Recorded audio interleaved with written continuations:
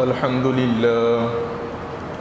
لله نحمده ونستعينه ونستغفره ونعوذ بالله من شرور أنفسنا ومن سيئات أعمالنا من يهده الله فلا مضل له ومن يضلله فلا هادي له وأشهد أن لا إله إلا الله وحده لا شريك له وأشهد أن محمدًا عبده ورسوله أما بعد فإن خير الحديث كتاب الله وخير الهدي هدي محمد صلى الله عليه وسلم وشر الأمور محدثاتها وكل محدثة بدعة وكل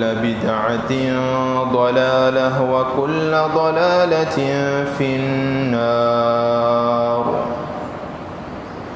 قال الله تعالى في كلامه المجيد: أعوذ بالله من الشيطان الرجيم.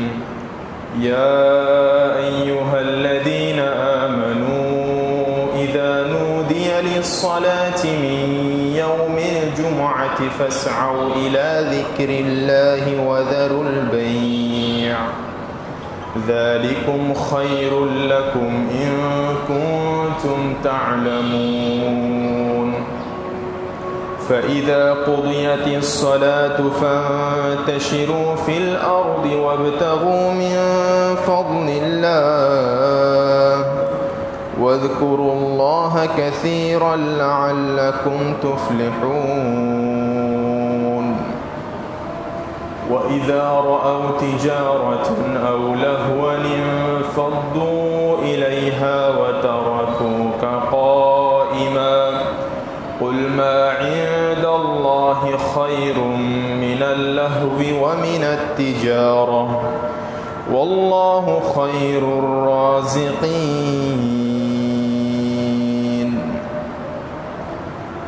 وعن عبد الله بن عمر رضي الله عنه وعنهما أن رسول الله صلى الله عليه وسلم قال: إذا جاء أحدكم الجمعة فليغتسل. আলহামদুলিল্লাহ, আমরা আল্লাহ সুবহানাহু ওয়া তাআলার শুকরিয়া জ্ঞাপন করছি যে মহান রব্বুল আলামিন রব্বুল ইজ্জাতি ওয়াল জালাল আমাদেরকে সুস্থতার সাথে জুমার সালাতে উপস্থিত হওয়ার, খুতবা শোনার সেই তৌফিক দিয়েছেন, সেই শক্তি সামর্থ্য দিয়েছেন। সেই মহান রব্বুল আলামিনের শুকরিয়া জ্ঞাপন করি আলহামদুলিল্লাহ। দুরূদ ও সালাম বর্ষিত হোক রাসূলুল্লাহ সাল্লাল্লাহু আলাইহি ওয়াসাল্লামের উপর। আল্লাহুম্মা সাল্লি আলা মুহাম্মাদ وعلى آل محمد كما صليت على إبراهيم وعلى آل إبراهيم إنك حميد مجيد. اللهم بارك على محمد وعلى آل محمد كما باركت على إبراهيم وعلى آل إبراهيم إنك حميد مجيد. সম্মানিত মুসল্লি کرام, আমরা আরবি এমন একটি মাসে অবস্থান করছি যেই মাস থেকে রমাদানের দূরত্ব হচ্ছে এই মাস সহ 4 মাস, আর 4 মাস পরেই আমরা হয়তো রমাদানে পৌঁছে যাব ইনশাআল্লাহ। এই রমাদানকে নিয়ে আশা রাখা, রমাদান পাওয়ার জন্য আল্লাহর কাছে দোয়া করা, রমাদান পর্যন্ত আল্লাহ তাআলা যেন হায়াত দীর্ঘ করে দেন সেই প্রত্যাশা করে আল্লাহ তাআলার কাছে প্রার্থনা করাই ছিল সালাফদের কাজ। তারা এটাই করতেন। রমাদান পাওয়ার জন্য রমাদানের আগের 6 মাস দোয়া করতেন। রমাদানে যেই কাজগুলি করেছেন এগুলি যেন আল্লাহ তাআলা কবুল করেন, রমাদানের পরের 6 মাস এই দোয়া করতেন। তো আমাদের উচিত আল্লাহ সুবহানাহু ওয়া তাআলার কাছে বেশি বেশি দোয়া করা যেন আল্লাহ সুবহানাহু ওয়া তাআলা আমাদেরকে রমাদান পর্যন্ত হায়াত বাড়িয়ে দেন। আল্লাহুম্মা আমিন। প্রথমে আমরা সূরাতুল জুমআ থেকে আয়াত তিলাওয়াত করেছি। আল্লাহ সুবহানাহু ওয়া তাআলা আমাদেরকে বলেছেন, ইয়া আইয়ুহাল্লাযীনা আমানু ইযা নুদিয়া লিস-সালাতি মিন ইয়াউমিল জুমআহ, হে যারা ঈমানদার, তোমাদেরকে জুমার দিনে সালাতের জন্য ডাকা হলে ফাসআউ ইলা যিকরিল্লাহ, আল্লাহর জিকির শোনার জন্য জিকিরের দিকে ছুটে আসো। জিকির মানে হচ্ছে খুতবা, জিকির মানে হচ্ছে খুতবা। খুতবা শোনার জন্য তোমরা ছুটে আসো। ওয়াদারুল বাই', তোমাদের ব্যবসা বাণিজ্য ছেড়ে দাও। এই সূরাকে সূরা জুমআ নামকরণ করার কারণ কি? কারণ এই সূরার সর্বশেষ 3টা আয়াত হচ্ছে জুমার সালাতের দিকে আসো, আল্লাহ রাসূল সাল্লাল্লাহু আলাইহি ওয়াসাল্লামকে দাঁড়ানো অবস্থায় রেখে তোমরা চলে যেও না, সালাত শেষে তোমরা জমিনে ছড়িয়ে পড়ো। শুধুমাত্র 3টা আয়াত।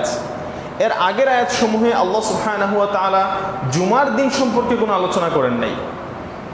তাহলে কেন এই সূরার নাম সূরাতুল জুমআ? অবশ্যই এর আগের আয়াতগুলিতেও জুমার প্রতি কি আছে? ইঙ্গিত আছে। আল্লাহ সুবহানাহু ওয়া তাআলা বলছেন, ইউসাব্বিহু লিল্লাহি মা ফিস সামাওয়াতি ওয়া মা ফিল আরদ।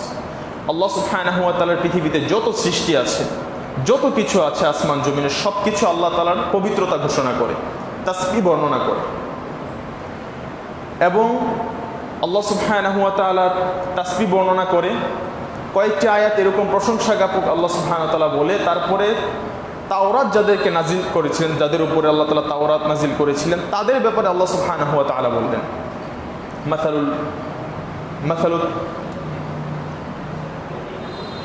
মাসালুল্লাযীনা হুম্মিলুত তাওরাত, যাদের উপরে আল্লাহ সুবহানাহু ওয়া তাআলা তাওরাত নাজিল করেছিলেন, হুম্মিলুত তাওরাত, তারা শুধু তাওরাতটাকে বহন করত। মাসালুল্লাযীনা হুম্মিলুত তাওরাতা সুম্মা লাম ইয়াহমিলুহা কামাসালিল হিমার ইয়াহমিলু আসফারা, তারা এমনভাবে এই তাওরাতটাকে বহন করত যে এই তাওরাতটা যেন কোনো গাধা বহন করছে। না এই তাওরাতের কোনো কিছু তারা বুঝে, না এটাকে অধ্যয়ন করে, না এটাকে পড়ে, না এটাকে নিয়ে গবেষণা করে, যেন কোনো গাধা তার বোঝা যেমন বহন করে, তারাও ঠিক তেমনইভাবে তাদের এই তাওরাতকে কি করত? বহন করত। এই আয়াতগুলি দিয়ে আল্লাহ সুবহানাহু ওয়া তাআলা আমাদের প্রতি কিছুটা ইঙ্গিত করেছেন, যেন আমরাও কোরআনুল কারীম, কোরআন যে আল্লাহ তাআলার পক্ষ থেকে একটা জিকির, এবং সূরা জুমার শেষ 3টি আয়াতে আল্লাহ তাআলা বলেছেন, তুম ফাসআউ ইলা যিকরিল্লাহ, তারা আল্লাহর জিকিরের দিকে কি করে? ফিরে আসে। আর জুমার সালাতের উদ্দেশ্যই হচ্ছে খতিব আল্লাহর কোরআন থেকে মানুষকে কি করবে? বলবে। আর মানুষ যদি কোরআন বুঝে, তাহলে তারা ওই তাওরাত বহনকারীদের মতো আর হবে না, তারা এর থেকে আরো উৎকৃষ্ট হবে। এটাই হচ্ছে উদ্দেশ্য। অসংখ্য হাফেজে কোরআন আছে, অসংখ্য সূরার হাফেজ আছে, অসংখ্য আয়াতের হাফেজ আছে, যারা মুখস্থ করেছে, সালাতে তেলাওয়াত করছে, কিন্তু এটার অর্থ সে জানে না, এটা দিয়ে আল্লাহ তাআলা কি বুঝিয়েছেন সেটা সে বুঝে না। যার কারণে তার অবস্থা এবং তাওরাত যাদের উপর নাজিল করা হয়েছিল, তাওরাতের অনুসারীদের অবস্থা একই। সুতরাং এই জুমার সালাত, জুমার খুতবা, এটা হচ্ছে আমাদের জন্য অত্যন্ত গুরুত্বপূর্ণ একটি বিষয়, যেটার মাধ্যমে আমরা আমাদের জ্ঞানকে বৃদ্ধি করতে পারবো, কোরআনের জিকির আমরা নিজেদের মধ্যে স্থাপন করতে পারবো। সম্মানিত উপস্থিতি, আজকে আমরা আলোচনা করব জুমার সালাত, জুমার সালাত সম্পৃক্ত বা সংশ্লিষ্ট যে বিষয়াবলী আছে, এবং এই দিনকে কেন্দ্র করে যে কাজগুলি আমরা করব এবং যেগুলি আমরা করব না, এই বিষয় নিয়ে আমরা আলোচনা করব। আমা তাওফীকি ইল্লা বিল্লাহ। আল্লাহ সুবহানাহু ওয়া তাআলা আমাদেরকে ভালোভাবে শোনার এবং বোঝার তৌফিক দান করুন, আল্লাহুম্মা আমিন। জুমার সালাত এটি হচ্ছে ফরজ, এটা ফরজে আইন, প্রত্যেকটা ব্যক্তির উপরে এটা ফরজ, প্রত্যেকটা পুরুষের উপরে মসজিদে এসে জামাতের সাথে খুতবা শুনে সালাত আদায় করা ফরজ। এমনকি জুমার সালাতের যখন আজান হয়ে যায়, আজানের পরে ব্যবসা বাণিজ্য করা হারাম। আজানের পরে ব্যবসা বাণিজ্য করা হারাম। কেন হারাম? কারণ এটা আল্লাহ সুবহানাহু ওয়া তাআলা হারাম করেছেন। ইয়া আইয়ুহাল্লাযীনা আমানু ইযা নুদিয়া লিস-সালাতি মিন ইয়াউমিল জুমআতি ফাসআউ ইলা যিকরিল্লাহি ওয়া দারুল বাই'। আল্লাহ তাআলা যখন ব্যবসা ছেড়ে দেওয়ার আদেশ করেছেন, ব্যবসা ছেড়ে দাও, তাহলে আমাদেরকে ছেড়ে দিতে হবে। ইযা নুদিয়া লিস-সালাতি মিন ইয়াউমিল জুমআ, মুয়াজ্জিন যখন জুমার জন্য ডেকেছে, তখন তোমরা ব্যবসা বাণিজ্য ছেড়ে দিয়ে মসজিদে চলে আসো। তখন ছেড়ে দেওয়াটাই হচ্ছে আল্লাহর আদেশ মান্য করা, আর ব্যবসা বাণিজ্য চালিয়ে যাওয়াই হচ্ছে আল্লাহর আদেশ অমান্য করা। এটা পরিষ্কার, এই ক্ষেত্রে কোনো দ্বিমত নাই। এবং এটার ব্যাপারে ফাকিহগণ একমত ছিলেন যে জুমার আজান হয়ে গেছে, তারপরে সে তার ব্যবসা বাণিজ্য চালিয়ে যাচ্ছে, এটা তার জন্য একটি হারাম বা গর্হিত কাজ। আল্লাহ সুবহানাহু ওয়া তাআলা এটা থেকে দূরে থাকার তৌফিক দান করুন, আল্লাহুম্মা আমিন। জুমার সালাতে যখন আপনি আসবেন অবশ্যই গোসল করে আসবেন, এটা একটি সুন্নাহ। রাসূলুল্লাহ সাল্লাল্লাহু আলাইহি ওয়াসাল্লামের যুগে আব্দুল্লাহ ইবনে ওমর রাদিয়াল্লাহু আনহু বলছেন যে রাসূল সাল্লাল্লাহু আলাইহি ওয়াসাল্লাম আমাদেরকে আদেশ করতেন, ইযা জাআ আহাদাকুমুল জুমআ ফালিয়াগতাসিল, তোমরা যখন জুমার সালাতে আসবে অবশ্যই ভালো করে গোসল করে আসবে। আরবিতে গাসালা এবং ইগতাসালা দুইটার অর্থ পার্থক্য আছে। একই মাদ্দা থেকে কিন্তু কিছু শব্দের কিছু হরফের বাড়তি হওয়ার কারণে অর্থ কি হয়েছে, চেঞ্জ হয়েছে এবং এটাতে জোর দেওয়া হয়েছে।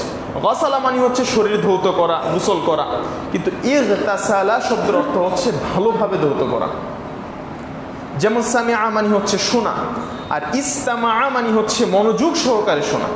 যেমন আল্লাহ তাআলা কোরআনে বলেছেন, আল্লাযীনা ইস্তামিউনাল কাওলা ফায়াত্তাবিউনা আহসানাহু, যারা মনোযোগ সহকারে কথা শুনে এবং এর মধ্যে ভালো যে কথাগুলি এগুলোর অনুসরণ করে। তাহলে এখানে আল্লাহ রাসূল সাল্লাল্লাহু আলাইহি ওয়াসাল্লাম বললেন যে সেজন্য ভালোভাবে গোসল করে মসজিদে আসে। এবং এই গোসলের প্রতি সাহাবায়ে কেরাম ছিলেন কঠোর, কখনোই এটার ব্যাপারে তারা ছাড় দিতেন না। ওমর রাদিয়াল্লাহু আনহুর যুগে একজন সাহাবী, তিনি মসজিদে প্রবেশ করলেন কিন্তু তাড়াহুড়া করে প্রবেশ করলেন। এত দেরি না, আমাদের মতো সালাত শুরু হওয়ার আগে অথবা খুতবা শেষ হয়ে যাওয়ার পরে মানুষ অনেকেই আসে মসজিদে, এত দেরি না। তিনি হয়তো খুতবা শুরু করে দিয়েছেন, তখন প্রবেশ করেছেন। তো যখন এরকম প্রবেশ করলেন, দাখালা রাজুলুম মিনাল মুহাজিরিন, তিনি মুহাজির সাহাবী ছিলেন যারা মক্কা থেকে মদিনায় হিজরত করে গিয়েছে, ওই সকল সাহাবীদের একজন।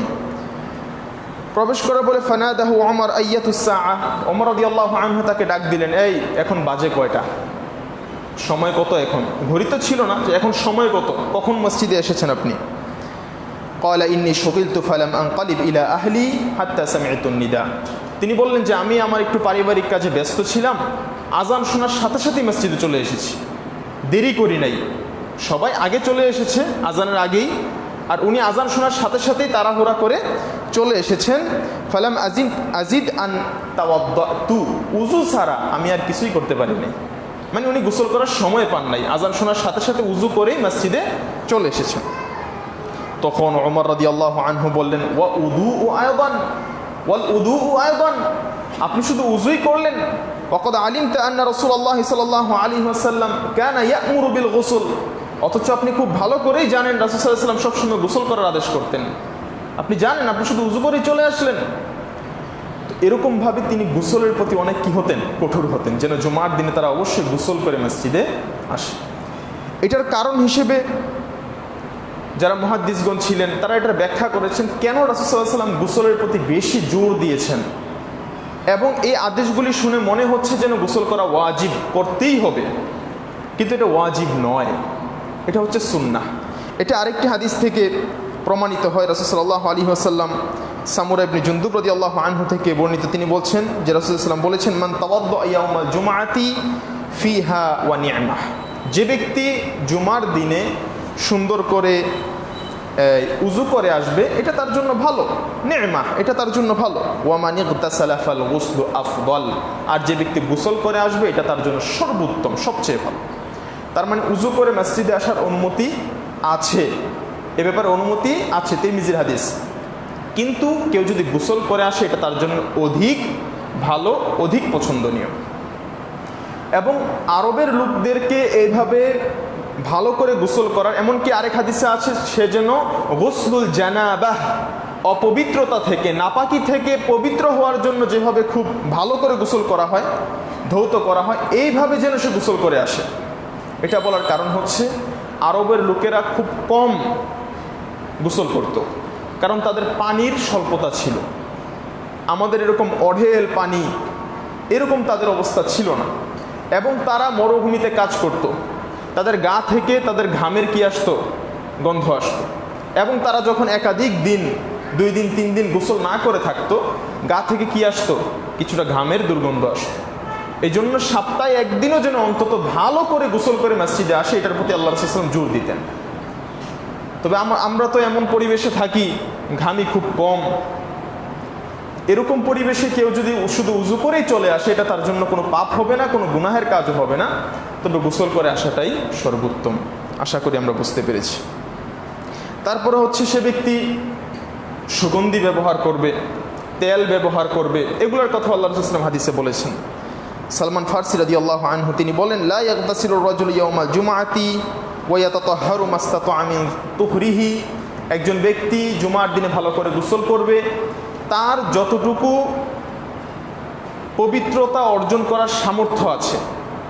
কারো কাছে হয়তো পবিত্রতা অর্জনের জন্য অনেক দামি জিনিস আছে, মূল্যবান জিনিস আছে, বেশি পানি আছে, কারো কাছে অল্প আছে, অল্প সরঞ্জাম আছে। তার সাধ্য অনুযায়ী সে খুব ভালোভাবে পরিষ্কার পরিচ্ছন্ন হয়ে আসবে। ওয়ায়াদ্দাহিনু মিন দুহনিহি আও ইয়ামাসসু মিন তাইয়িবি বাইতিহি সুম্মা ইয়াখরুজ, সে বাড়ি থেকে সুন্দরভাবে তেল ব্যবহার করে, চুলে দাড়িতে তেল ব্যবহার করে, এবং ইয়ামাসসু মিন তাইয়িবিহি, ভালো করে আতর সুগন্ধি মেখে ঘর থেকে বের হবে। তার মানে এই কাজগুলি কখন করতে হবে? ঘরে থাকা অবস্থায়। তখন ঘর থেকে বের হবে। ফালা ইউফাররিক বাইনা ইসনাইনি, সে মসজিদে ঢুকে দুইজনের মাঝে ফাঁকা জায়গা করে, দুইজন বসে আছে, সে দুইজনকে সরিয়ে দিয়ে সামনে এগিয়ে যাবে না। এ ব্যক্তি সুন্দরভাবে ঘর থেকে বের হয়েছে, মসজিদে এসেছে, দুইজনকে পৃথক করে অথবা দুইজনকে ডিঙ্গিয়ে সামনে গিয়ে বসবে না, সে যেখানে জায়গা আছে সেখানে বসে যাবে। সুম্মা ইউসাল্লি মা কুতিবা লাহু, আল্লাহ তাআলা তার জন্য যত রাকাত নামাজ ফরজ করে দিয়েছেন সেটা সে আদায় করবে সুন্দরভাবে। অতঃপর সুম্মা ইউনসিতু ইযা তাকাল্লামাল ইমাম, এবং নামাজের আগে যখন ইমাম খুতবা দিচ্ছে একেবারে চুপচাপ সে খুতবাটা শুনবে।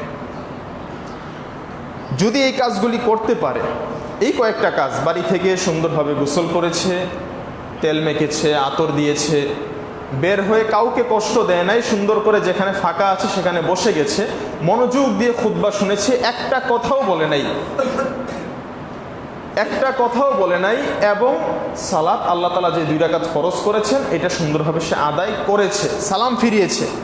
এবার তার জন্য ফাদিলাহ বা তার জন্য সওয়াব হচ্ছে ইল্লা গুফিরা লাহু মা বাইনাহু ওয়া বাইনাল জুমআতিল উখরা, এক জুমা থেকে অন্য জুমা পর্যন্ত আল্লাহ তাআলা তাকে মাফ করে দিয়েছেন। সুবহানাল্লাহ। এই কাজগুলি কিন্তু এত কঠিন না, কিন্তু আমাদেরকে শয়তান ভুলিয়ে রাখে। আমরা এগুলি ভুলে যাই, কোনো একটা করতে ভুলে যাই, এগুলি আমাদেরকে ভুলিয়ে রাখার চেষ্টায় রত থাকে শয়তান। এজন্য এগুলি আমাদেরকে মনে করে করতে হবে, আমরা যেন এই কাজগুলি করি এবং সুন্দরভাবে এই সালাত আদায় করি। আল্লাহ তাআলা আমাদের পূর্বের গুনাহগুলি, বিশেষ করে এক জুমা থেকে আরেক জুমার মধ্যবর্তী গুনাহগুলি কি করে দিবেন? ক্ষমা করে দেবেন। তারপরে হচ্ছে জুমার দিনে অবশ্যই ইমাম যখন খুতবা শুরু করবেন এর আগে মুয়াজ্জিন আজান দিবেন। রাসূল সাল্লাল্লাহু আলাইহি ওয়াসাল্লামের যুগে আজান ছিল একবার, আবু বকর রাদিয়াল্লাহু আনহুর যুগেও আজান ছিল একবার, জুমার দিনে শুধু একটা আজান হতো। ওমর রাদিয়াল্লাহু আনহুর যুগেও একটা আজান হতো। ওসমান রাদিয়াল্লাহু আনহু যখন খলিফা হলেন তিনি একটি আজান জাদান নিদা আফি আজ-জাওরা, মদিনার একটি জাওরা নামক বাজারে তিনি একটি আজানকে বাড়িয়ে দিলেন। ওই বাজারে একটি আজান দেওয়া হতো যাতে করে মানুষ বুঝতে পারে যে সালাতের ওয়াক্ত হয়েছে, মসজিদে আসার জন্য প্রস্তুত হয়। আরেকটা আজান খুতবার শুরুতে দেওয়া হতো। এই 2 আজানের রীতি ওসমান রাদিয়াল্লাহু আনহুর সময়ে চালু। এটার একটাই উদ্দেশ্য ছিল, কারণ তখন মাইকের ব্যবস্থা ছিল না, মাইক থাকলে হয়তো সেটার প্রয়োজন হতো না। এক আজানে সবাই শুনে যেত যে ওয়াক্ত হয়ে গেছে, সবাই মসজিদের দিকে চলে আসতো। কিন্তু এত মানুষ, মুসলমানদের সংখ্যা তো অনেক হয়ে গিয়েছিল তখন, সবাই যখন বাজারে একত্রিত হতো তাদেরকে ঘোষণা দেওয়া হতো মসজিদে আসার জন্য। এই হাদিসটি খুব সুন্দরভাবে ইমাম বুখারী রাহিমাহুল্লাহ, তিরমিজি রাহিমাহুল্লাহ বর্ণনা করেছেন। আন সাইব ইবনে ইয়াজিদ রাদিয়াল্লাহু আনহু জাদ আত-তা'যীন আল-থালিথ ইয়াওম আল-জুমআহ, ওসমান রাদিয়াল্লাহু আনহু 3য় আজান বৃদ্ধি করলেন জুমার দিনে। ওসমান ইবনে আফফান রাদিয়াল্লাহু আনহু হিনা কাসুরা আহলুল মদিনা, যখন মদিনার অধিবাসী বেড়ে গেল। ওয়ালাম ইয়াকুন লিন-নবী সাল্লাল্লাহু আলাইহি ওয়াসাল্লাম মুআজ্জিনুন গায়রা ওয়াহিদ, কিন্তু নবী সাল্লাল্লাহু আলাইহি ওয়াসাল্লামের যুগে একজন ছাড়া, একটা আজান ছাড়া অন্য আজান আর দেওয়া হতো না। আজান আর হচ্ছে ইকামা, এই দুইটাই। وكان التأذين يوم الجمعة حين يجلس الإمام يعني على المنبر, আর আজানটা কখন হবে? যখন ইমাম মিম্বারে এসে বসবে তখন আজান হবে। এটা হচ্ছে আজানের নিয়ম। মিম্বারে বসার পরেই কেবল কি হবে? আজান দিতে হবে। আজানের পর খুতবা শোনার জন্য আপনারা যেরকম উপস্থিত হয়েছেন, ঠিক সেরকমই এই মাজলিসে ফেরেশতারাও উপস্থিত হয়েছে। এটা বিশুদ্ধ হাদিস দ্বারা প্রমাণিত, এবং এই বিষয়ের হাদিসগুলি তিরমিজিতে এসেছে, বুখারীতে এসেছে। এগুলি সহিহ হাদিস, যে ফেরেশতারা এই জুমার সালাতের, যেখানে ইমাম খুতবা দিচ্ছে, মুসল্লিরা একত্রিত হয়েছে জুমার সালাতের জন্য, সেখানে ফেরেশতারা উপস্থিত থাকে এবং তারাও খুতবা শুনে। এখানেও কিছু মর্যাদা আছে। আবু হুরায়রা রাদিয়াল্লাহু আনহু থেকে হাদিস বর্ণিত, মান ইগতাসালা ইয়াউমাল জুমআহ, যে ব্যক্তি জুমার দিনে সুন্দরভাবে গোসল করলো, গোসলুল জানাবাতি সুম্মা রাহা ফাকান্নামা কাররাবা বাদানাহ, এবং সুন্দরভাবে গোসল করে সকাল সকাল মসজিদে আসলো, আল্লাহ সুবহানাহু ওয়া তাআলা, সে তো প্রথম প্রবেশ করলো, আল্লাহ সুবহানাহু ওয়া তাআলা তাকে একটি উট আল্লাহ তাআলার রাস্তায় দান করে দেওয়ার, কুরবানি করে দেওয়ার সওয়াব দিয়ে দিবেন। সুবহানাল্লাহ। ফাকান্নামা কাররাবা বাদানা ওয়া মান রাহা ফি সাআতি সানিয়া, যে ব্যক্তি দ্বিতীয় প্রবেশ করবে, প্রথম যে প্রবেশ করেছে সে পেয়ে গেল একটা উট কুরবানির সওয়াব, দ্বিতীয় যে প্রবেশ করেছে আল্লাহ সুবহানাহু ওয়া তাআলা তার আমলনামায় ফাকান্নামা কাররাবা বাকারাহ, সে ব্যক্তি আল্লাহর রাস্তায় একটা গরু কুরবানি করে দিল, সে ব্যক্তি আল্লাহর রাস্তায় একটা গরু কুরবানি করে দিল, আল্লাহ তাকে এই সওয়াব দিয়ে দিলেন। ওয়ামান রাহা ফিস সাআতি সালিসা ফাকান্নামা কাররাবা কাবশান, যে ব্যক্তি তৃতীয় প্রবেশ করলো, আল্লাহ তার আমলনামায় একটি ছাগল কুরবানির সওয়াব দিয়ে দিলেন। চতুর্থ যে প্রবেশ করলো, ফাকান্নামা কাররাবা দাজাজা, সেজন্য একটা মুরগি আল্লাহর রাস্তায় কুরবানি করলো, আল্লাহর রাস্তায় দান করে দিল। অতঃপর একেবারে শেষে রাহা ফিস সাআতিল খামিসা ফাকান্নামা কাররাবা বাইদাহ, সেজন্য একটা ডিম আল্লাহর রাস্তায় দান করল। এরপরে যারা আসবে সবাই শুধু ডিম আল্লাহর রাস্তায় দান করার সওয়াব পেতে থাকবে। তবে ইমাম যখন বসে গেছে, এগুলা কিন্তু এই যে খরাজাল ইমাম হাদারাতিল মালাইকা ইয়াস্তামিউনা যিকর, এই মালাইকারা, ফেরেশতারা তাদের নাম লিখতে থাকে, কে প্রথম, 1 নাম্বার কে, 2 নাম্বার কে, 3 নাম্বার কে, এভাবে কি করতে থাকে, লিখতে থাকে। আর অনেকে এরকম আছেন যে প্রশ্ন করতে পারেন যে আমরা যদি 2 জন একসাথে প্রবেশ করি, 3 জন একসাথে প্রবেশ করি, এরকম হলে আল্লাহ সুবহানাহু ওয়া তাআলা ফকির নন, এটা মনে রাখবেন। আল্লাহ সুবহানাহু ওয়া তাআলা হচ্ছেন গনি, তিনি যদি 3 জনকেই উট কুরবানির সওয়াব দেন, ওনার কোনো কিছু কমবে না। এই জন্য এরকম ধারণা রাখবেন না, এরকম প্রশ্ন করবেন না যে আল্লাহ দিবেন কি দিবেন না। না, আল্লাহ রাসূল সাল্লাল্লাহু আলাইহি ওয়াসাল্লাম যেহেতু বলেছেন, অবশ্যই অবশ্যই আল্লাহ তাআলা দিবেন, এই বিশ্বাস আমাদেরকে রাখতে। এই জন্য ছোট ছোট কাজগুলোতে আমরা অনেক ফাদিলা, অনেক সওয়াব আমরা পেয়ে যাই, অনেক সওয়াব আমরা পেয়ে যাই, এবং ফেরেশতারা তখন খুতবা শুনতে বসে যায়। এই জন্য আমাদের উচিত হাদিস শোনার পরে হাদিস আমল করা। রাসূল সাল্লাল্লাহু আলাইহি ওয়াসাল্লামের যুগে সাহাবায়ে কেরাম আজানের পূর্বেই মসজিদে সবাই প্রবেশ করতেন, আজানের পূর্বেই। আজানের পরে আসার কারণে ওমর রাদিয়াল্লাহু আনহু একজনকে জিজ্ঞাসাও করলেন, মুহাজির সাহাবী, যে তুমি কেন পরে এসেছো, দেরি করে এসেছো। তো এই জন্য আমাদেরও উচিত আজান হওয়ার আগেই, আজান কয়টায় হয় আমরা সবাই জানি, কয়টায় আজান হয় টাইম আমরা জানি, হাতে ঘড়ি আছে, সব এত সহজলভ্য হওয়ার পরেও আমরা কি করি, দেরি করি, দেরি করে মসজিদে আসি। তো আমাদের কয়েকজন এরকম থাকা উচিত মসজিদে, প্রত্যেকটা জামে মসজিদে, প্রত্যেকটা পৃথিবীতে যত জামে মসজিদ আছে প্রত্যেকটা জামে মসজিদে এমন কিছু ব্যক্তি থাকা উচিত যারা চায় আজকে আমি উট কুরবানির সওয়াব নেব, আজকে আমি গরু কুরবানির সওয়াব নেব, আজকে আমি ছাগল কুরবানির সওয়াব নেব। এই প্রতিযোগিতা, এই আকাঙ্ক্ষা এমন কিছু ব্যক্তির মনে থাকা দরকার। আল্লাহ তাআলা আমাদেরকে সেই শ্রেণীর অন্তর্ভুক্ত করুন, আল্লাহুম্মা আমিন। তারপরে হচ্ছে যিনি জুমার খুতবা দিবেন তিনি অবশ্যই খুতবা দাঁড়িয়ে দিবেন, বসে কোনো খুতবা দেওয়ার নিয়ম ইসলামে নেই।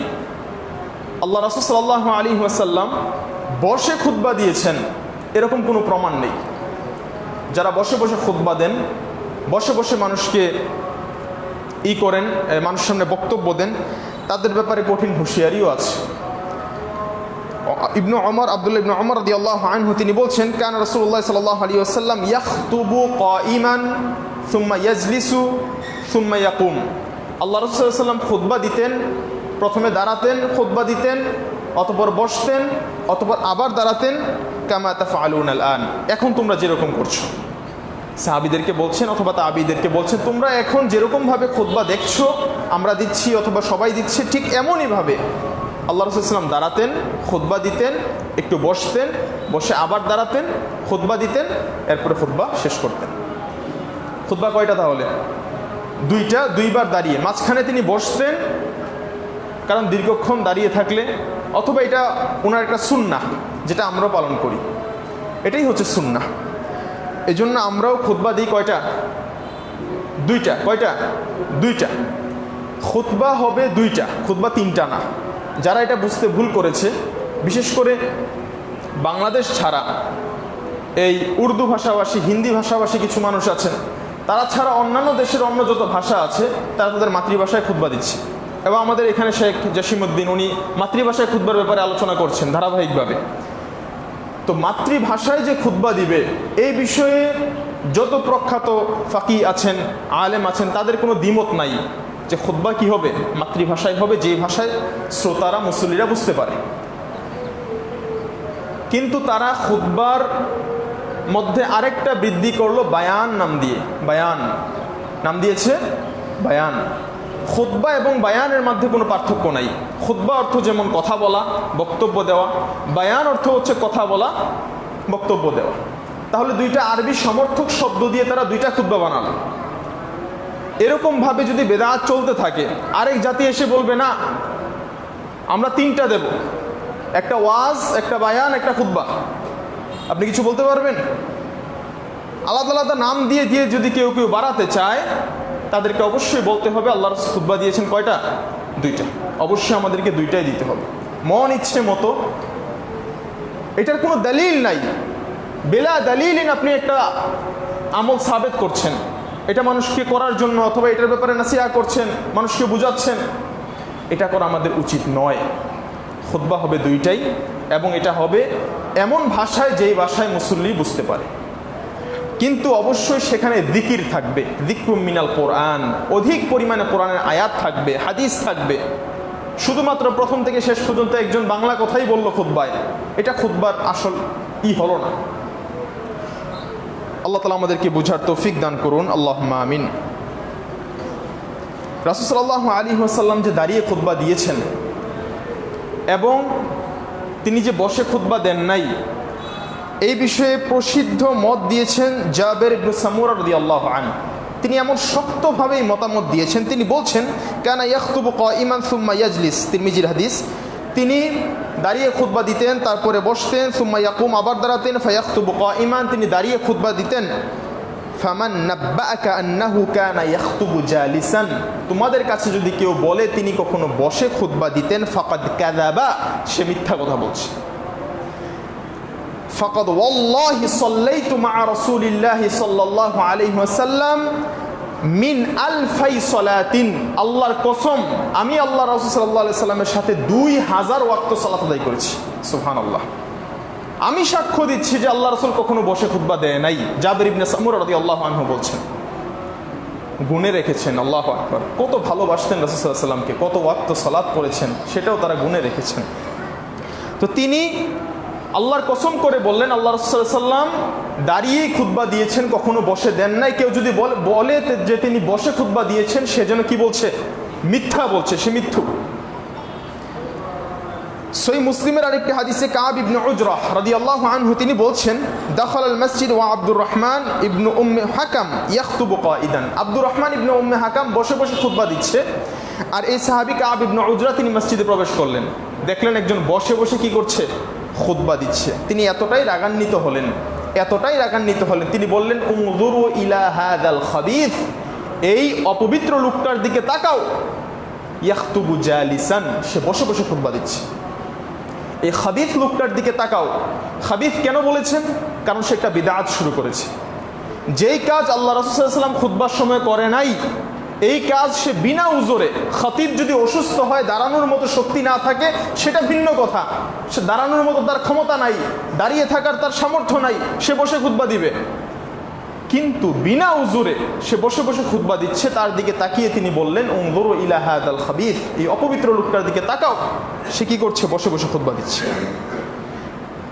ওয়াকাল আল্লাহ তাআলা, তিনি তখন ওই সাহাবীকে আয়াত শুনিয়ে দিলেন। আল্লাহ সুবহানাহু ওয়া তাআলা সূরা জুমার মধ্যে বলছেন, ওয়া ইযা রাআউ তিজারাতান আও লাহওয়ান ফাদ্দু ইলাইহা ওয়া তারাকুকা কাইমা। আল্লাহ কোরআনে বললেন যে তোমাকে দাঁড়ানো অবস্থায় রেখে তারা মসজিদ থেকে বের হয়ে গেল। জুমার দিনে তোমাকে দাঁড়ানো অবস্থায় রেখে তারা মসজিদ থেকে বের হয়ে গেল। আল্লাহ বলছেন তিনি দাঁড়ানো অবস্থায় ছিলেন, অথচ এরা বসে বসে খুতবা দেয়। কঠোর সমালোচনা তিনি করলেন। এই জন্য বসে যারা খুতবার পক্ষে কথা বলে তাদের উচিত আল্লাহ তাআলাকে ভয় করা। যেই কথা আল্লাহ তাআলা বলেছেন যে আল্লাহ রাসূল দাঁড়িয়েছিলেন, তারা মসজিদ থেকে বের হয়ে গেছে, তাদের উচিত যারা এই বিষয়ে এই বেদাতকে চালু করেছে এবং এটাকে মানুষের উপকারী মনে করেছে, আল্লাহ তাআলা তাদেরকে বুঝার তৌফিক দান করুন, আল্লাহুম্মা আমিন। অতঃপর যখন আপনি মসজিদে প্রবেশ করবেন অবশ্যই 2 রাকাত সালাত আদায় করে তারপরে বসবেন। এই বিষয়ে অসংখ্য অগণিত হাদিস আছে। এমনকি রাসূল সাল্লাল্লাহু আলাইহি ওয়াসাল্লাম এই হাদিসগুলি যে বাবগুলিতে বর্ণনা করেছেন, যে বাবগুলিতে ইমামগণ এই হাদিসগুলিকে নিয়ে এসেছেন, বিশেষ করে ইমাম তিরমিজি রাহিমাহুল্লাহ একটা বাবই কায়েম করেছেন যে বাবু ইযা রাআল ইমাম রাজুলান জাআ ওয়া হুয়া ইয়াখতুবু। যখন ইমাম বা খতিব দেখবে যে একটা লোক মসজিদে প্রবেশ করেছে এবং আমারাহু আইয়ুসাল্লিয়া, সে যদি নামাজ না পড়েই বসে যায়, খতিব তাকে আদেশ করবে, এই 2 রাকাত নামাজ পড়ে বসো। ইমাম তিরমিজি রাহিমাহুল্লাহ তার তিরমিজিতে বাবই এনেছেন এটা, যে এই বাবে তারপর হাদিস বলেছেন। বাবই হচ্ছে যে খতিব তাকে কি করবে, আমারাহু, তাকে আদেশ করবে যে তুমি নামাজ পড়ো, তারপরে বসো। হাদিসটা হচ্ছে জাবির ইবনে আব্দুল্লাহ রাদিয়াল্লাহু আনহু قال جاء رجل والنبي صلى الله عليه وسلم يخطب। আল্লাহ রাসূল সাল্লাল্লাহু আলাইহি ওয়াসাল্লাম খুতবা দিচ্ছিলেন, একটা ব্যক্তি প্রবেশ করলো, খুতবার সময় মসজিদে প্রবেশ করলো।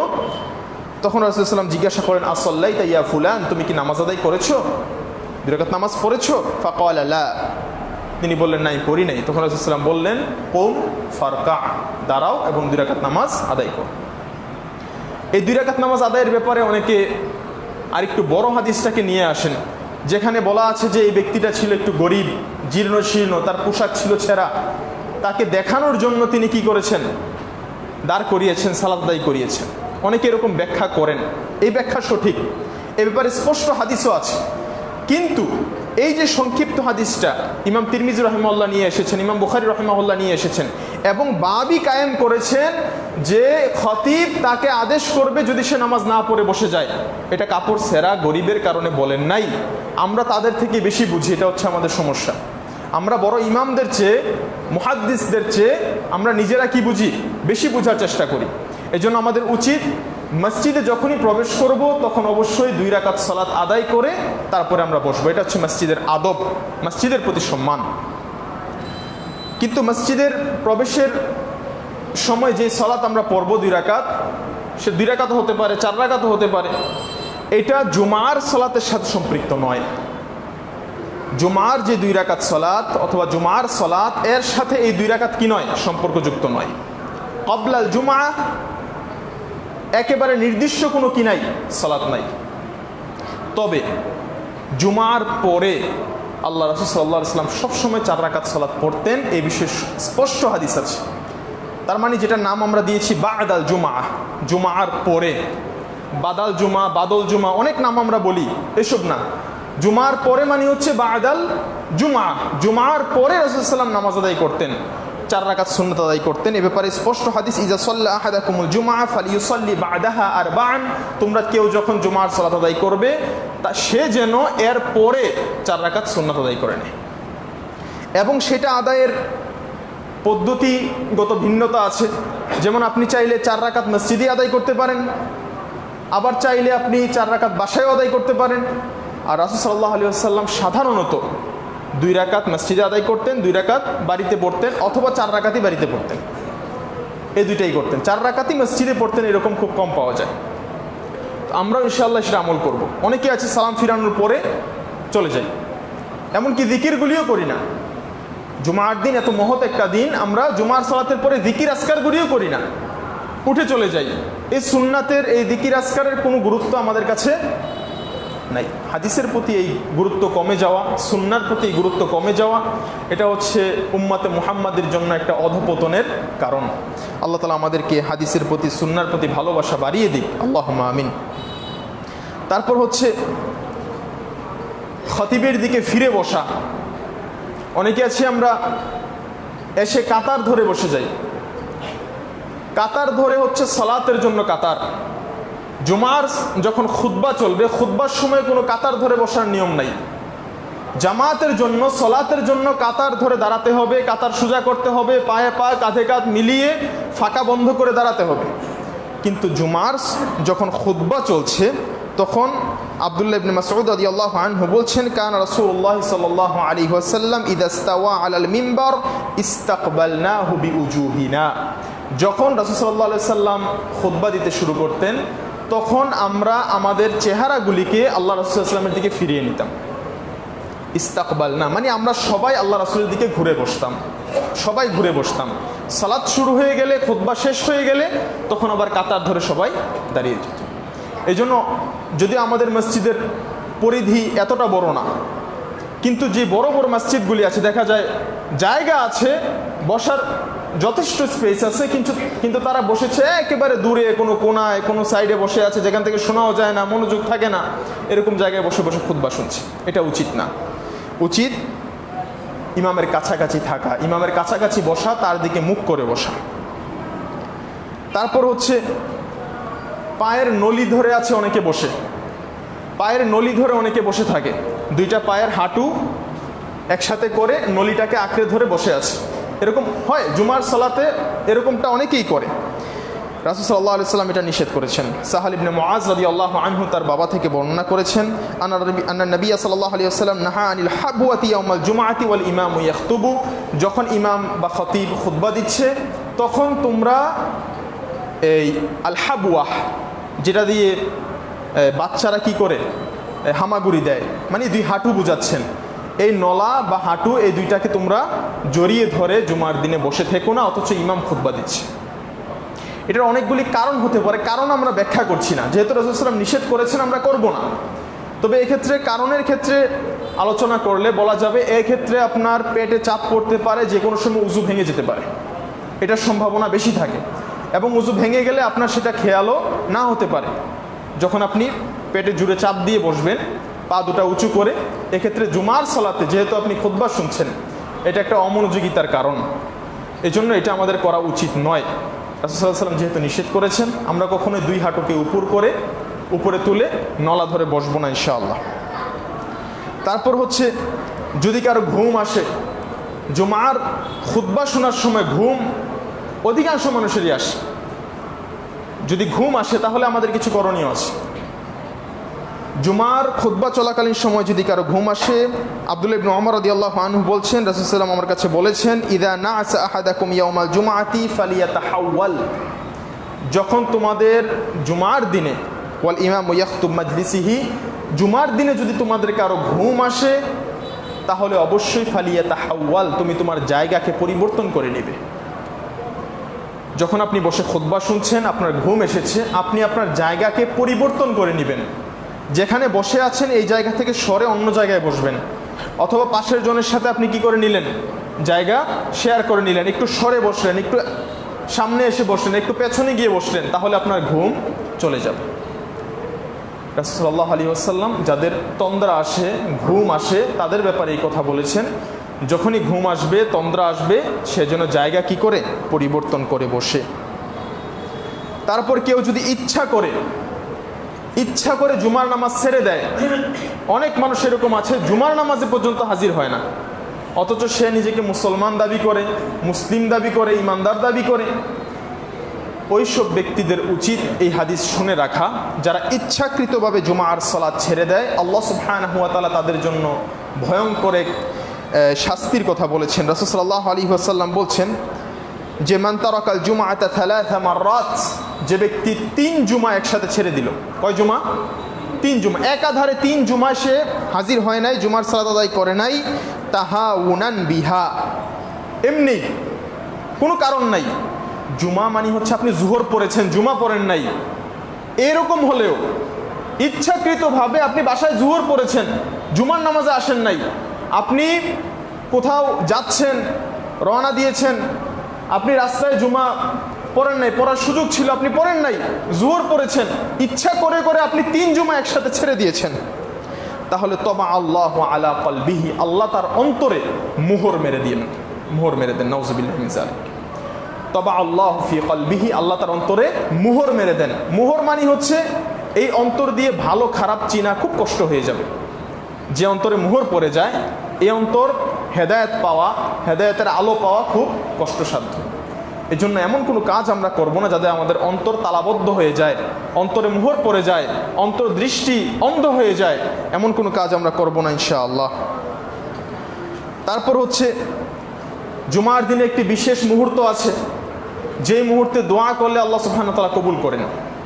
এই জুমার দিনে একটা বিশেষ মুহূর্ত আছে, যেই মুহূর্তে দোয়া করলে আল্লাহ সুবহানাহু ওয়া তাআলা কবুল করেন। অনেক লম্বা হাদিস, আমি সংক্ষিপ্তভাবে বলছি। যে আবু হুরায়রা রাদিয়াল্লাহু আনহু থেকে হাদিস বর্ণিত যে তিনি এই ব্যাপারে বলছেন যে জুমার দিনে আল্লাহ রাসূল সাল্লাল্লাহু আলাইহি ওয়াসাল্লাম বলেছেন একটা নির্দিষ্ট ওয়াক্ত আছে, যেই ওয়াক্তে যদি কোনো ব্যক্তি আল্লাহ সুবহানাহু ওয়া তাআলার কাছে কোনো কিছু চায়, ইল্লা আতাহুল্লাহু ইয়াহু, আল্লাহ তাআলা তাকে অবশ্যই সেটা দিয়ে দেন। এবং সাহাবায়ে কেরাম সেই সময়ের ব্যাখ্যা করেছেন, সেটা হচ্ছে মিন সলাতিল আসর ইলা গুরুবিশ শামস, আসরের সালাত থেকে শুরু করে মাগরিব পর্যন্ত।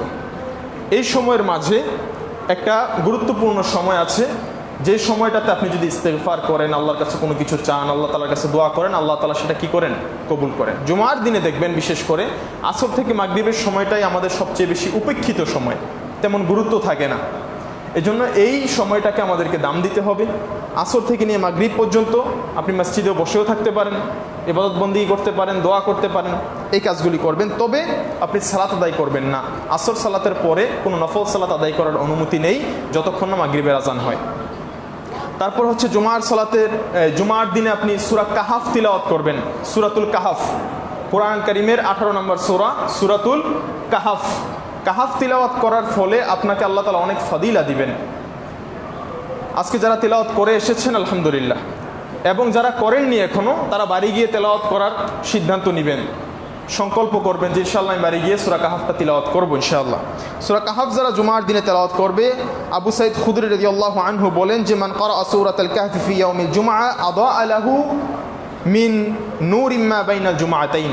আল্লাহ সুবহানাহু ওয়া তাআলা ওই ব্যক্তিকে, যে ব্যক্তি জুমার দিনে সূরা কাহাফ তিলাওয়াত করবে, আল্লাহ তাআলা তাকে 2 জুমা, এই জুমা থেকে অপর জুমা পর্যন্ত আল্লাহর নূর দিয়ে আলোকিত করে রাখবেন। সুবহানাল্লাহ, আল্লাহর নূর দিয়ে আপনি আলোকিত হয়ে থাকবেন। আল্লাহর নূর দিয়ে যারা আলোকিত, তাদেরকে দুনিয়ার অন্ধকার তাদেরকে আর পাবে না। এটাই হচ্ছে নিয়ম, যারা আলো পেয়েছে তাদেরকে আর অন্ধকার পাবে না। এজন্য আমাদের উচিত নিজেদেরকে 1 সপ্তাহ বা 7 দিন কি করে রাখা, একটু আলোর মধ্যে রাখা, অন্ধকার থেকে একটু নিজেদেরকে আলোর মধ্যে রাখার চেষ্টা করা। তবে এক্ষেত্রে সূরা কাহাফ সবটাই পড়তে হবে, প্রথম 10 আয়াত বা পরের 10 আয়াত এগুলি পড়লে হবে না। এই প্রথম 10 আয়াত হচ্ছে দাজ্জালের ফিতনা থেকে কেউ যদি রক্ষা পেতে চায়, তাহলে যেন প্রথম 10 আয়াত কি করে মুখস্থ করে রাখে, এগুলি তিলাওয়াত করে। কিন্তু জুমার দিনে পুরো সূরা কাহাফটাই তিলাওয়াত করতে হবে। যাদের তেলাওয়াত ভালো, যারা খুব দ্রুত তেলাওয়াত করতে পারেন, শুদ্ধতার সাথে করতে পারেন, তারা অর্থসহ তেলাওয়াত করার চেষ্টা করবেন। তারপর হচ্ছে জুমার দিনে ফজরের সালাতে কিছু সুন্নাহ আছে। ফজরের সালাতে ইমাম কি তেলাওয়াত করবেন, রাসূল সাল্লাল্লাহু আলাইহি ওয়াসাল্লাম জুমার দিনের ফজরে কি তেলাওয়াত করতেন, এটাও সাহাবায়ে কেরাম বলেছেন। যে আবু হুরায়রা রাদিয়াল্লাহু আনহু থেকে বর্ণিত, তিনি বলছেন আন্না নবী সাল্লাল্লাহু আলাইহি ওয়াসাল্লাম কানা ইয়াকরাউ ফিস সুবহি ইয়াউমাল জুমআতি আলিফ লাম মিম তানজিল। আল্লাহ রাসূল সাল্লাল্লাহু আলাইহি ওয়াসাল্লাম জুমার দিনে ফজরের সালাতে প্রথম রাকাতে পড়তেন সূরা হামিম আস-সিজদা, সূরা হামিম আস-সিজদা বা সূরা ফুসসিলাত। আর দ্বিতীয় রাকাতে পড়তেন হাল আতা আলাল ইনসানি হিনুম মিনাদ দাহর, অর্থাৎ সূরা ইনসান বা সূরা দাহর। এই 2 সূরা 2 রাকাতে আল্লাহ রাসূল সাল্লাল্লাহু আলাইহি ওয়াসাল্লাম পড়তেন। এজন্য জুমার দিনে যারা ইমাম আছে তাদের উচিত জুমার দিনের ফজরের সালাতে প্রথম রাকাতে সূরা হামিম আস-সিজদা, দ্বিতীয় রাকাতে সূরাতুল ইনসান বা সূরাতুদ দাহর তেলাওয়াত করা। সহিহ মুসলিমের হাদিস। তারপর হচ্ছে জুমার দিনে বেশি বেশি করে দুরূদ পাঠ করা, রাসূল সাল্লাল্লাহু আলাইহি ওয়াসাল্লামের উপর বেশি বেশি করে দুরূদ পাঠ করা। আবু দাউদের হাদিস, রাসূল সাল্লাল্লাহু আলাইহি ওয়াসাল্লাম বলেছেন, ইন্না মিন আফদালি আইয়ামিকুম ইয়াউমাল জুমআ, নিশ্চয় তোমাদের কাছে তোমাদের মাঝে সবচেয়ে উত্তম দিন হচ্ছে জুমার দিন। ফাআকসিরু আলাইয়া মিন সলাতিন ফিহি, তোমরা এই দিনে আমার উপরে বেশি বেশি করে দুরূদ পাঠ করো। ফা ইন্না সলাতাকুম মা'রুদাতুন আলাইয়া, কেননা তোমাদের দুরূদ সমূহ আমার কাছে পৌঁছানো হয়। এজন্য জুমার দিনে আমাদের উচিত আল্লাহ রাসূল সাল্লাল্লাহু আলাইহি ওয়াসাল্লামের উপর বেশি বেশি সালাত পেশ করা, সালাম পেশ করা, আল্লাহুম্মা সাল্লি ওয়া সাল্লিম ওয়া বারিক আলাইহি, অথবা সাল্লাল্লাহু আলা নাবিয়িনা মুহাম্মদ, সংক্ষিপ্ত হোক সাল্লাল্লাহু আলাইহি ওয়াসাল্লাম, সংক্ষিপ্ত দুরূদ হোক অথবা দুরূদ ইব্রাহিম হোক, বেশি বেশি করে জুমার দিনে কি করা, পাঠ করা। আল্লাহ তাআলা আমাদেরকে করার তৌফিক দান করুন, আল্লাহুম্মা আমিন। জুমার নামাজের আগে কোনো ঘুমানো যাবে না, খাওয়া দাওয়া করা যাবে না। নামাজে আসার আগে আপনি পেট ভরে খেয়ে আসবেন না। দুপুরের খাবার জুমার নামাজের আগে খাবেন না, নামাজের আগে ঘুমাবেন না। এটা সাহাবায়ে কেরামের আদর্শ ছিল না। সাহাল ইবনে সাদ রাদিয়াল্লাহু আনহু তিনি বলছেন, বুখারীর 939 নম্বর হাদিস, তিনি বলছেন যে কুন্না নাকিলু ওয়ালা নাতাগাদ্দা ইল্লা বা'দাল জুমআ, জুমার দিনে আমরা জুমার পূর্বে কখনো দুপুরের খাবার খেতাম না, এবং নাকিলু যে একটু বিশ্রাম নেওয়া, সকালের কাজ করার পর যে একটু বিশ্রাম নিতে হয়, কাইলুলা বা ন্যাপ বলা হয়, এটা আমরা কি করতাম না, জুমার সালাতের আগে নিতাম না, বরং জুমার সালাতের পরে নিতাম। জুমার সালাতের পরে আমরা খাওয়া দাওয়া করতাম, দুপুরের খাওয়া দাওয়া করতাম এবং বিশ্রাম করতাম। জুমার আগে অনেকে আছে, এখনও অনেককে এরকম পাবেন বাড়িতে ঘুমাচ্ছে, খুতবা চলছে, সে ঘুমাচ্ছে। ওই যখন ইমাম আরবি খুতবা শুরু করে অন্যান্য মসজিদে অথবা আমাদের মসজিদে, তখন দেখা যায় সে ঘুম থেকে উঠে অথবা বাড়িতে বলে রাখে আমাকে ডেকে দিও সালাত শুরু হওয়ার কিছুক্ষণ আগে। এইসব মূর্খতা, এইসব কাজ কেউ করবেন না। সাহাবায়ে কেরামের মাঝে এইসব কাজ ছিল না। তারা সবসময় জুমার পরেই খাওয়া দাওয়া করতেন, জুমার পরেই ঘুমাতেন। এই কাজ আমরাও করার চেষ্টা করবো ইনশাআল্লাহ। তারপর জুমার দিন আপনি মসজিদে প্রবেশ করেছেন, কিন্তু কাউকে উঠিয়ে দেওয়ার ক্ষমতা আপনার নাই। সে যত বড় ব্যক্তি হন, যত বড় নেতা হন, যত বড় ব্যক্তিত্ব হন, কাউকে উঠিয়ে সেই জায়গায় বসার তার কোনো কি নাই, রাইটস নাই। রাসূলুল্লাহ সাল্লাল্লাহু আলাইহি ওয়াসাল্লাম বলছেন, লা ইউকিমান্না আহাদাকুম আখাহু ইয়াওমাল জুমআ, জুমার দিনে তোমরা তোমাদের কোনো ভাইকে দাঁড় করিয়ে দিবে না, সুম্মা লা ইউখালিফ ইলা মাকাদিহি ফায়াকুদ, যেন তুমি তার বসার স্থানটাতে বসতে পারো, ওয়ালাকিন ইয়াকুলু আফসাহু, বরং তুমি বলবা যে আমাকে একটু জায়গা দেন, আমাকে একটু জায়গা দেন, আফসাহু, আমার জন্য একটু জায়গা দেন, একটু ফাঁকা করে দেন, আমি বসি। বলতে পারবা, কাউকে উঠানোর কোনো অধিকার তোমার নাই। এজন্য এই কাজ আমরা কখনোই করব না। এটাও সহিহ মুসলিমের হাদিস, 5581 নম্বর হাদিস। তারপর হচ্ছে, যে ব্যক্তি জুমার এক রাকাত পেল, এক রাকাত, কয় রাকাত পেয়েছে? এক রাকাত, সে ব্যক্তি কি করবে? কেউ তো জুমার 2 রাকাত পেয়েছে, এমনকি কেউ বলেছেন কেউ যদি খুতবা না পায়, শুধু নামাজ পেয়েছে, তার জুমা হিসেবে এটা কাউন্ট হবে না, যদি এটা এত গুরুত্বপূর্ণ মতামত না। এই জন্য জুমার সালাতের গুরুত্বপূর্ণ বিষয় হচ্ছে জুমার খুতবা শোনা এবং 2 রাকাত ফরজ আদায় করা।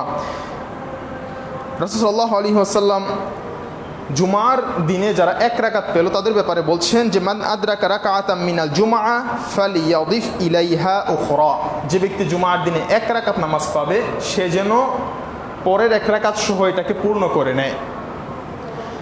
এবং ওয়াকাদ তাম্মাত সালাতাহু লিকাউলিহি আলাইহিস সালাতু ওয়াস সালাম, মান আদরাকা রাকাতান ফাকাদ আদরাকাস সালাহ।